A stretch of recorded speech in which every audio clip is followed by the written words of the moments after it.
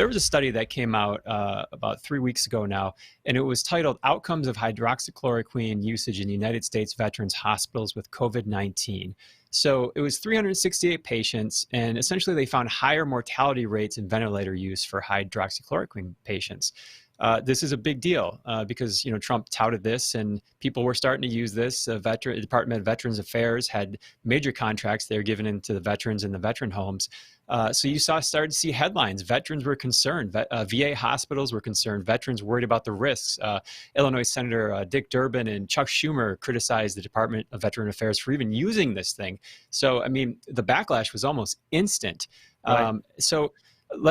We go to a French doctor who's kind of been out front on this, Didier Raoult. His paper, he had a response to this. He published a paper in response to this Veterans Affairs study, and he noted a couple things in this study. So one of them, let me first say, lymphopenia is a reduced amount of white blood cells. Those are those white blood cells that fight infection. So in Didier Raoult's paper, he quoted and he said, lymphopenia is twice as common in the hydrochloroquine groups, 25% in HCQ, 31% in the HCQ and AZ, that's azithromycin group, versus 14% in the non-HCQ group. And there is an absolute correlation between lymphopenia and fatality rate, which is well known and confirmed here. 28% deaths, 22%, and 11% in the HCQ plus AZ, and no HCQ group, respectively. Lymphopenia is the most obvious criterion of patient severity. So what does that all mean? In short, the people that were getting hydroxychloroquine had immune systems that were shot by their white blood, as described by their white blood cell count. Another issue in this paper, in this Veterans Affairs paper, was that 30% of the untreated group received azithromycin. So this is a tainted. Right. This is a tainted group of patients here that were supposed to be untreated. Yeah, it's almost like they were rigging the study, but it's getting worse now, isn't it? It doesn't stop there. No, it doesn't. And last data point on that, Scott Sutton, one of the authors of the paper, had received funding. His conflicts of interest were from Gilead's remdesivir maker, Gilead. That's the company. He had funding that he received from them. So that's a final data point on that paper. But now we go to the bigger story. So the media ran a hydrochloroquine story after this. And this is Time Magazine. I pulled this headline: a large study finds no benefit and potential harm is using hydrochloroquine for COVID-19. This is a gigantic study, we're meant to believe. Observational study analyzing more than 96,000 people hospitalized with confirmed COVID-19. 671 hospitals over 6 continents. This is enormous.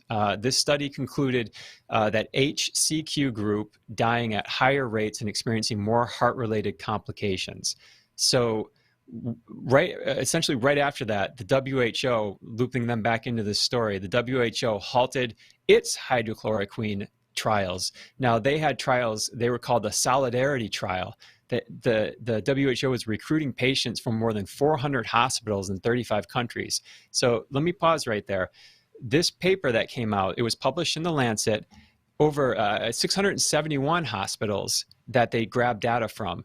The WHO, in its infinite reach, can only take 400 hospitals. They can only find 400 hospitals to recruit patients from. So who did this study? My gosh, this is an incredible study. At the center of this study was a corporation called Surgisphere. This corporation at the center of this study, there was inconsistencies when people dug into this. This was medical professionals all around the world, sleuths, journalists, everybody are calling it out. There's inconsistencies in the data from the national registries of the hospitals they used. The Lancet's peer review process completely overlooked this. And it's all being controlled. This data is all being controlled by this company named Surgisphere. So before we even get into the Lancet paper, let me just quickly start with some issues with the company prior to the Lancet study they did. So its LinkedIn page has fewer than 100 followers. That was last week. Wow. And just 6 employees. That was changed to about 3 employees this week. It claims to run one of the largest and fastest hospital databases in the world. Its Twitter handle has 170 followers, and no posts between October 2017 and March 2020. So that's fine. Twitter doesn't equate to scientific integrity. Its website, until Monday, its Get in Touch link on its website, it redirected it to a cryptocurrency website. So people are raising doubts of, well, how do hospitals get in touch with this company if their contact page doesn't even work? This is technically the greatest data collecting machine the world has ever seen, stretching across continents and hospitals. A massive, massive undertaking. You would think it would have billions of dollars flowing through it from agencies from all over the world, staffs of hundreds, if not thousands, and yet we have LinkedIn with 6 and now 3 people working there. Something stinks, as they say. Yeah. And let's look at the employees really quick. One of them, now this was reported, I believe, by The Guardian. There's a quote. It says, a search of publicly available material suggests several of Surgisphere's employees have little or no data or scientific background. An employee listed as a science editor appears to be a science fiction author and fantasy artist. Another employee listed as a marketing executive is an adult model and event hostess. Wow. So there you go with a company. Now, you can't make this stuff up. I mean, but if it wasn't so tragic to think that people's lives are hanging in the balance, people not being given hydroxychloroquine because this powerful study was done, and now we find out that behind it, it really is the Wizard of Oz. This thing is an absolute fabricated joke. So the Lancet published it, which means it was peer-reviewed. What did the Lancet, what was it that the Lancet thought was happening here? What did the study say? Well, the study reports that 63,315 hospitalized patients with COVID-19 met the inclusion criteria in North America. Now, we're going to get into the study here. This is some of the issues with the study. Okay. Met the inclusion criteria of the study prior to April 14th, 2020. Now, at that time, there were only 66,000 cases. So this company grabs over 63,000 of the 66,000 cases of COVID-19 in North America and grabbed real-time data on all of these patients and reported that. So we're to believe that this company had relationships with data exchanges with 559 hospitals in North America to grab all this data in real time. Okay. Well, it gets even more interesting. Let's move on to Africa, because this was a worldwide study. Africa had over 15,000 COVID-19 patients reported across the entire continent by the African CDC at the time of the study was capturing the data. The Lancet study here, the Surgisphere study, included detailed health electronic records on over 4,000 of those patients. So here's one of the issues with pulling this stuff out of thin air. The quote from an investigative article says, the study reports patient data from Africa that requires sophisticated patient monitoring technology and electronic medical record systems, cardiac monitoring practices during COVID-19, and the sophisticated equipment necessary to do so make it highly unlikely that cardiac arrhythmia data is available for such a large percentage of patients in Africa. Same thing happened in Australia. The data used in Australia was not readily available by Australian clinical databases. The Guardian reached out to a lot of the official reporting systems in Australia, and they said, we have no relationship with this company. So how they receive this information is gigantic. And then it goes right into an open letter. So we have an open letter to the Lancet and its editor, Richard Horton. It includes 182 signatories, raised 10 issues with the methods and data. Among those 10 issues, here we go. This is Imperial Model Neil Ferguson 101 here. One of the issues with Surgisphere is the authors have not released their code or data. There is no mention of the countries or hospitals that contributed to the data. Requests to the authors for information on the contributing centers were denied. So we don't even have the hospital names. Didier Raoult took to Twitter, as you're seeing right now, and took part of that complaint letter.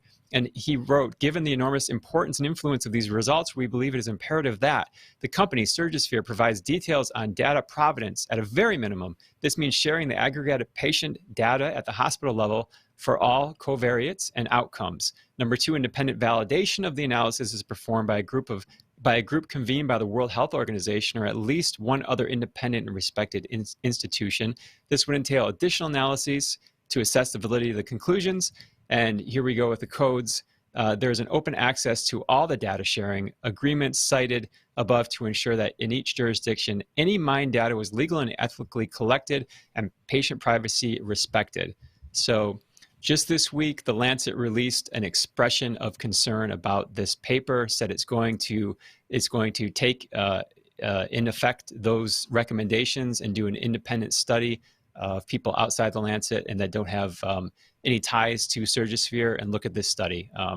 And to put a cap on this story, the WHO announced that it will be resuming its hydrochloroquine studies in the Solidarity trial. So, Wow. this thing handicapped the hydrochloroquine studies for quite some time. And moving forward now, this is public knowledge that this is all over the mainstream headlines that hydrochloroquine might be dangerous because of this Surgisphere study.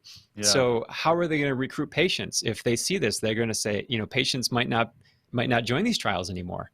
Yeah, no, and they've been discussing, I've been watching doctors say it's really getting hard to get people in these trials. They're so afraid of the danger of hydroxychloroquine. Of course, you didn't see this on CNN and MSNBC. They were not celebrating that perhaps we were wrong. Maybe we really do have a treatment that, as 200 studies, as we've pointed out, across the world have shown incredible results using hydroxychloroquine. Makes you wonder if somebody doesn't want a treatment to be available, that they don't want a successful treatment, maybe because they think they might find what I call the vaccine unicorn.